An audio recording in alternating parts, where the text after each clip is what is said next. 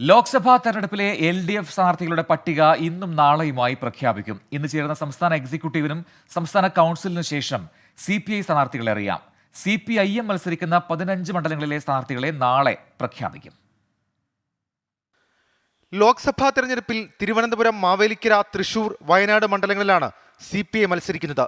തിരുവനന്തപുരത്ത് പന്ന്യൻ രവീന്ദ്രനും മാവേലിക്കരയിൽ CA അരുൺകുമാറും തൃശൂരിൽ VS സുനിൽകുമാറും മത്സരിക്കട്ടെ എന്നാണ് പാർട്ടി സംസ്ഥാന നേതൃത്വം തീരുമാനിച്ചത്. വയനാട്ടിൽ ആനി രാജയെ നിർത്താമെന്ന ശുപാർശയും സംസ്ഥാന എക്സിക്യൂട്ടീവ് അംഗീകരിച്ചു. ജില്ലാ നേതൃയോഗങ്ങൾ ഇതിനോടൊപ്പം 2 പേരുകൾ കൂടി ചേർത്ത് നൽകിയിട്ടുണ്ട്. തിരുവനന്തപുരത്തേക്ക് പന്ന്യൻ രവീന്ദ്രന് പുറമെ K പ്രകാശ് ബാബു, സത്യൻ മൊകേരി എന്നീ പേരുകൾ കൂടി നൽകിയിട്ടുണ്ട്. എന്നാൽ പന്ന്യൻ രവീന്ദ്രനിലേക്ക് തന്നെ എത്താനാണ് സാധ്യത. മാവേലിക്കരയിൽ CA അരുൺകുമാറിന്റെ പേരാണ് സംസ്ഥാന നേതൃത്വം ചർച്ച ചെയ്തത്. എന്നാൽ മുൻ MLA K അജിത്, മുൻ MP ചെങ്ങറ സുരേന്ദ്രൻ, CK ആശ എന്നീ പേരുകളും ജില്ലാ നേതൃത്വം നൽകുന്നുണ്ട്. അരുൺകുമാറിനെ കൊല്ലം, കോട്ടയം ജില്ലാ കമ്മിറ്റികൾക്ക് താൽപ്പര്യമില്ല.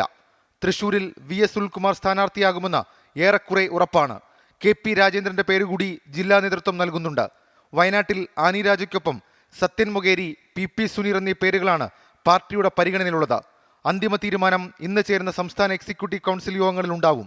CPIM മത്സരിക്കുന്ന 15 സീറ്റുകളിലേക്കുള്ള സ്ഥാനാർത്ഥികളെ നാളെ പ്രഖ്യാപിക്കും. കോട്ടയം മണ്ഡലത്തിലെ LDF സ്ഥാനാർത്ഥിയായി തോമസ് ചാഴിക്കാടനെ നേരത്തെ കേരള കോൺഗ്രസ് M പ്രഖ്യാപിച്ചിരുന്നു. 24 തിരുവനന്തപുരം.